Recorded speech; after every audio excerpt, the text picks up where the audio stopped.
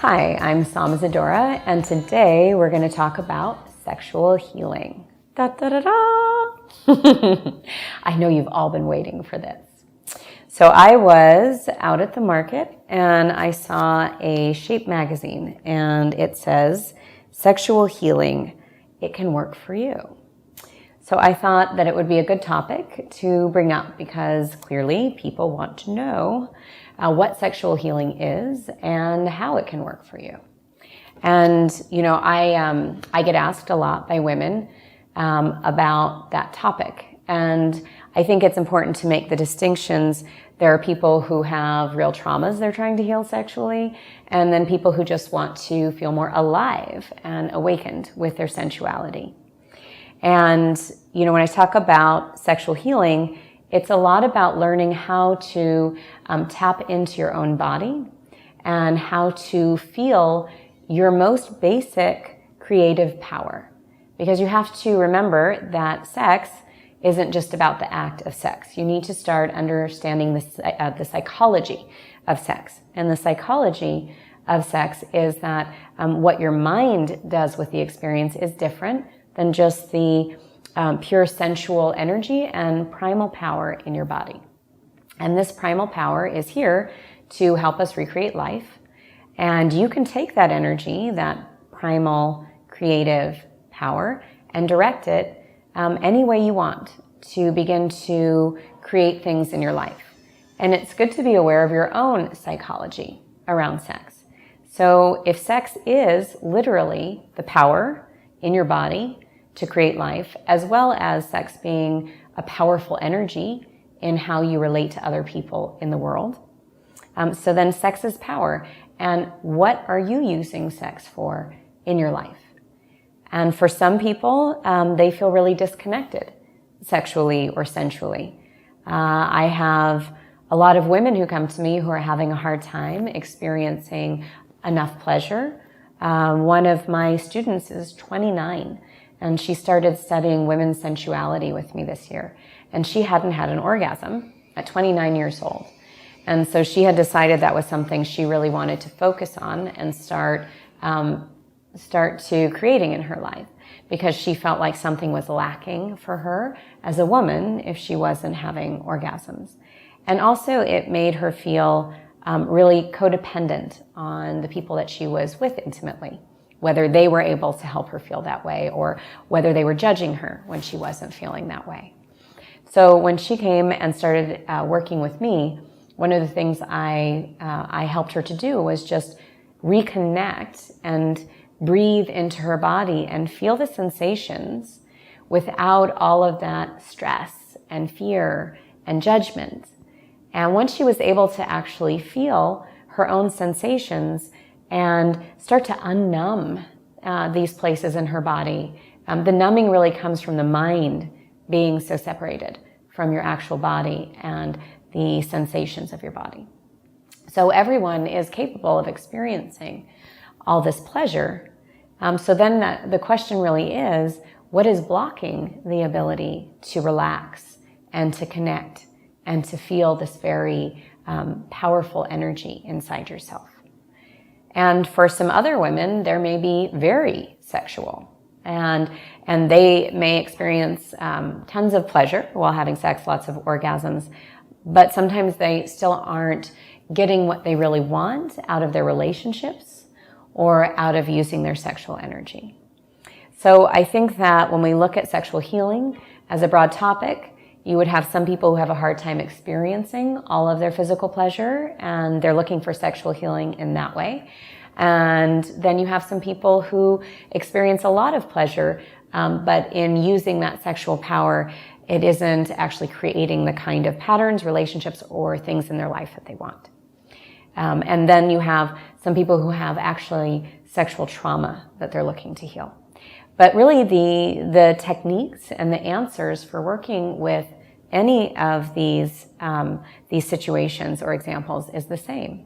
And it's beginning to learn how to feel into your body and to make this connection again, finding the places that have been suppressed or oppressed or that we've learned to numb.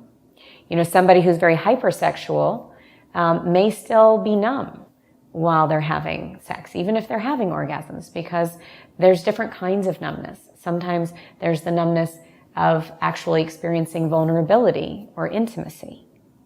And I think that that's something that all of us really are seeking and value, is the actual pleasure in the act of sex, but also a feeling of being able to be intimate and vulnerable.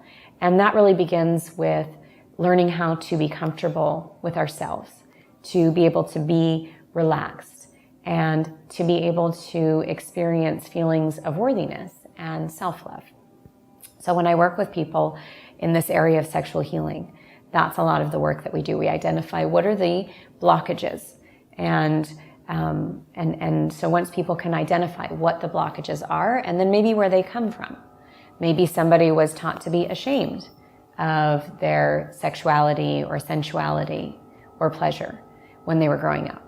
Or maybe somebody else, again, got a lot of attention for what they did with that energy. And so now they're hypersexual about it. So first identifying what your blockages are, and then also identifying the goal.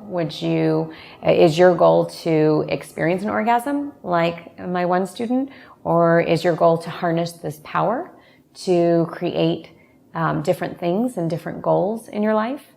And whatever that is, just bringing that clarity to your goal and the clarity to the obstacle will begin to make the change.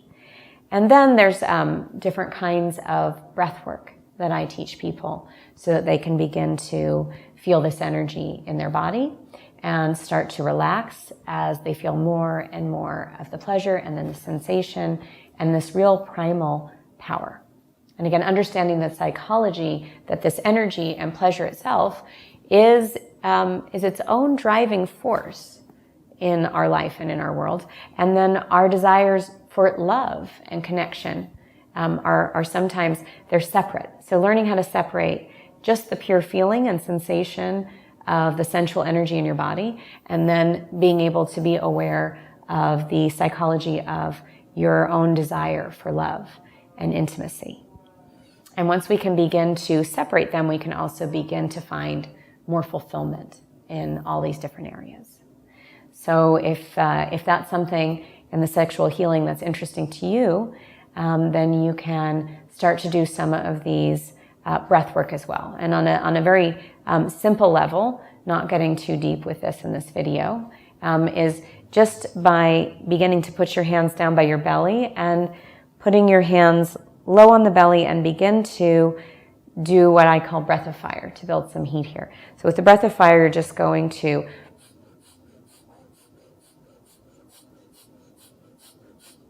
you're breathing in and out of your nose only. And while you breathe in and out of your nose, feeling this sense of reconnecting into this just raw surge of kind of heat and power in the pelvic core of the body, just below the belly button. And feeling that as your sexual and creative center of your body. And again, building up that sense of heat, and then sitting and breathing into relaxing around that sense of that much energy, sensual energy in your body.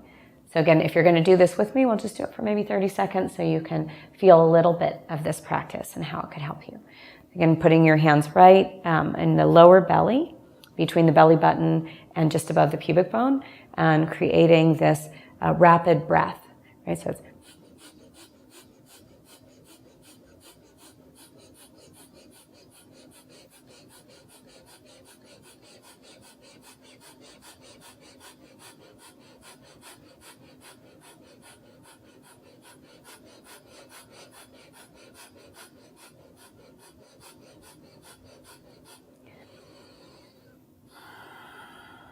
and then relaxing and taking 3 deep clearing breaths. Deep inhale, feeling all that energy moving through your body. Exhale, letting it go. And again, deep inhale, keep softening and relaxing.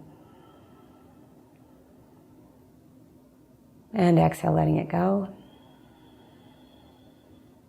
And one more breath just like this.